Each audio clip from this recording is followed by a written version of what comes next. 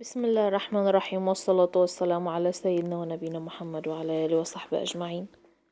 يا مساء الخيرات أو يا صباح الخيرات زي ما بيقولوا. يعني النهاردة إن شاء الله هنكمل وصفات المدارس، الحاجات السريعة دلوقتي. يعني زي ما انتم شايفين كده هنعمل مكرونة وكفتة. كفتة سريعة خالص، مفيش فيها أي تكات ولا أي حاجة خالص. يا دوبك لحمة على الدهن بتاعها أو السمنة بتاعتها والبهارات والكاتشب والمخلل وطبق المكرونة.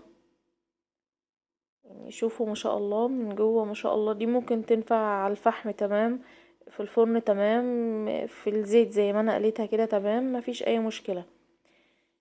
نجيب اول حاجة ده نص كيلو لحمة مفرومة، عليه حوالي يجي 8 كيلو دهن او على حسب ما انتي اللي بتقولي الجزار عليه يفرمهولك مع بعض. ودي بهارات الكفتة. ده بيكنج باودر، يعني هتحطي نص معلقة كده صغيرة عليه يبقى تمام. وتقلبيها، والفلفل البودر والثوم البودر وكل حاجة، والملح والفلفل الاسمر.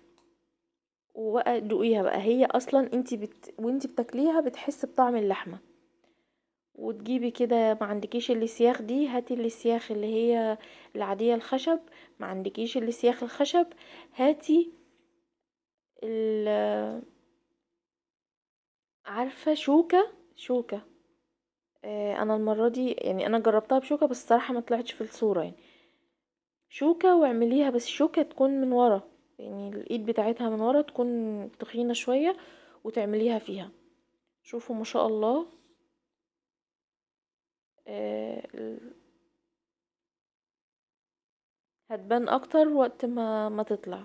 هنعملها كده على نار متوسطة الاول، نسيبها حبة حلوين كده في الزيت. هنا ممكن 5 دقايق، على الناحية دي 5 دقايق والناحية دي 5 دقايق.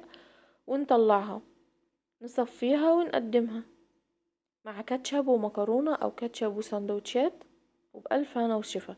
وربنا يصلح ما بين ايدينا وايديكم يا رب، اللهم امين. اهم حاجة ما ننساش الشيبسي.